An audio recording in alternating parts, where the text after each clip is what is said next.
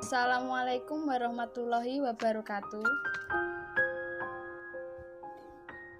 Waalaikumsalam warahmatullahi wabarakatuh. Perkenalkan, saya Nita dari Malang. Jadi begini Pak Kiai, saya ada masalah asmara, yaitu berpacaran beda agama. Kurang lebih 4 tahun. Kami pun saling jatuh cinta. Bahkan kita sempat memikirkan ke jenjang pernikahan. Tapi yang membuat saya gelisah nanti ketika sudah memutuskan menikah, apakah saya pindah keyakinan atau tidak? Mohon petunjuknya Pak Kiai.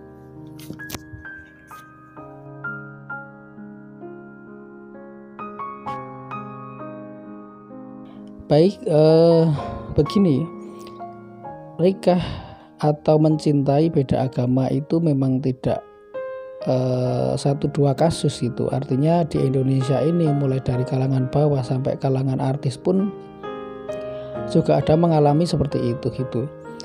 Yang pertama, meskipun ini kita berbicara masalah keyakinan seperti itu, artinya saya pun juga tidak serta-merta menyalahkan atau seperti apa gitu, karena apapun dan bagaimanapun namanya ketika seseorang itu sudah cinta ataupun saling mencintai, saling menyayangi, apalagi di situ sudah ada kenangan dan sebagainya, itu maka juga tidak mudah untuk melepaskan kan gitu.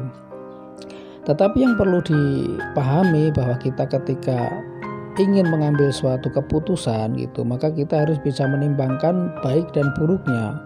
Ada manfaat dan ada mudarat di situ gitu.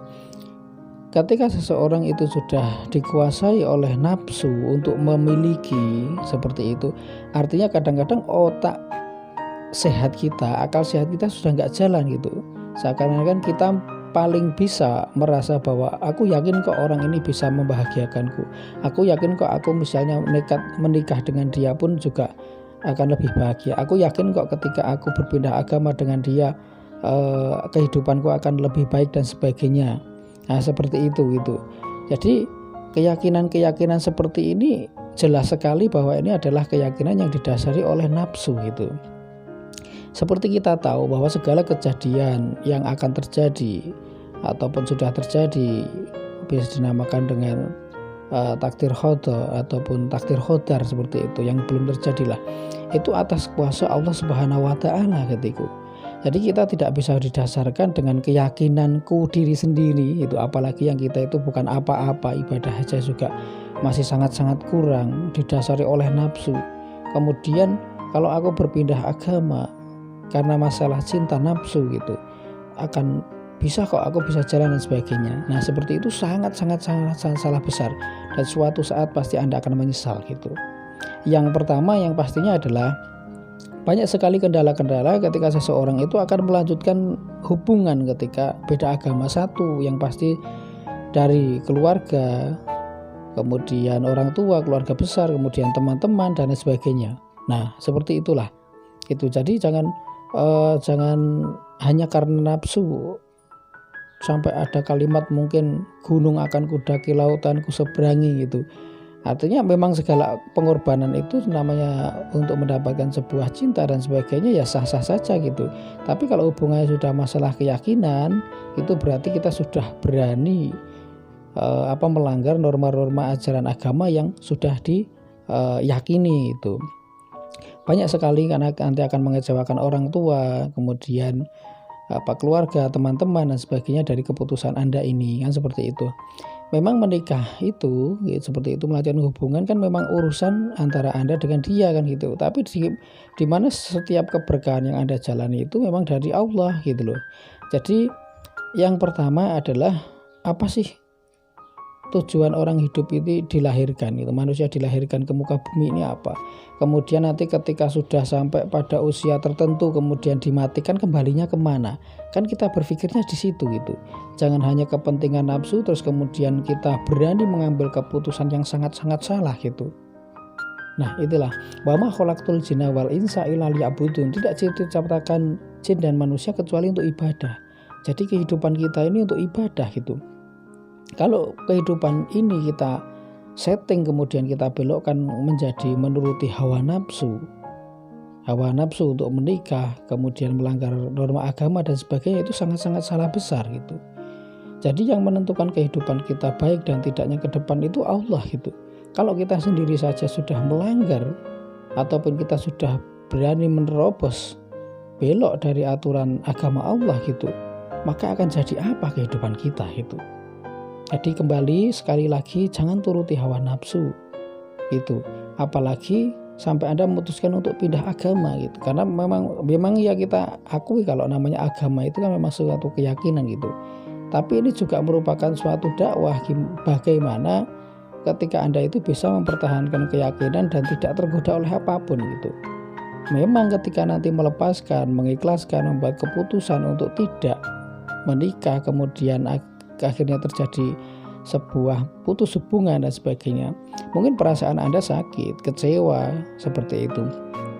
Tapi daripada dituruti mending seperti itu. Artinya rasa kecewa, rasa sakit itu akan diganjar, akan dihitung oleh Allah itu menjadi suatu jihad gitu.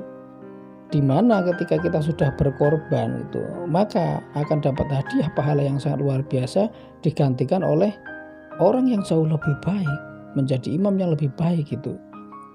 Karena ketika seorang perempuan itu menikah, maka kan mencari pemimpin. Suami itu menjadi pemimpin, menjadi imam. Ketika si laki-laki itu sudah beda agama, seperti itu akan menjadi pemimpin dan menjadi imam bagaimana? Kan seperti itu. Harus berpikir masalah anak, harus masalah cucu dan sebagainya. Nah yang dipikir seperti itu. Jangan hanya berpikir masalah nafsu, masalah cinta dan sebagainya. Kan seperti itu. Itulah yang dikatakan. Terus kemudian kita pahamilah, kita fair gitu. Misalnya ada seseorang itu ya biasa awal-awal itu saling cinta, saling ini seakan-akan wah sangat luar biasa kan seperti itu.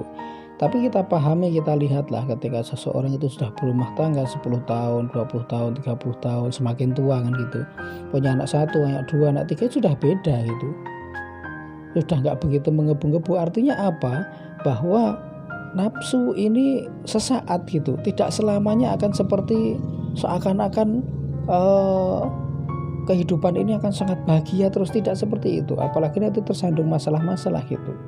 Dan kemudian yang lebih besar lagi, banyak sekali orang-orang itu karena keyakinan itu menjadi peperangan. Nah, seperti itu kita yang perlu kita pahami seperti itu. Sampai ada orang rela berkorban harta, jiwa, pikiran dan sebagainya untuk mempertahankan sebuah keyakinan, sebuah agama dan sebagainya. Terus kemudian kita dengan hanya masalah cinta dan sebagainya seperti itu kita berkorban dengan mudahnya. Itu sesuatu hal yang naudzubillahi min dzalik gitu. Tetapi sekali lagi bukan berarti meremehkan cinta yang dirasakan oleh Anda, itu bukan sama sekali gitu. Tapi yang ingin saya jelaskan adalah bahwa cinta Anda saat ini adalah karena kepentingan nafsu gitu. Meskipun dari dalam diri Anda ada penolakan, enggak, ada pembelaan, enggak, ini bukan karena nafsu, karena saya sangat sayang, sangat cinta. Bukan seperti itu, tapi jelas sangat terlihat sekali bahwa ini karena nafsu gitu loh. Yang dimana ketika nafsu itu sudah terturuti, itu nanti yang ada adalah penyesalan dan penyesalan.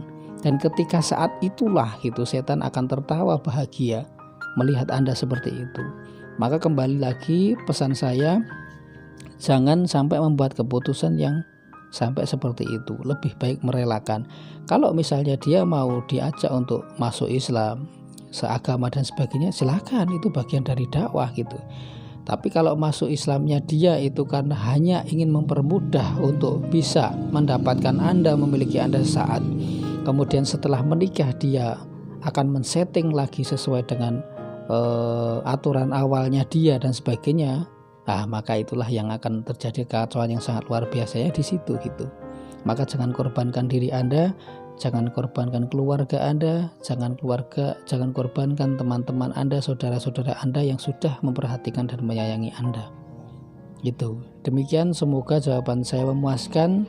Jika masih belum, nanti silahkan ditanyakan supaya bagaimana hati Anda benar-benar bisa menerima dan merawat hidayah Allah ini. Wassalamualaikum warahmatullahi wabarakatuh.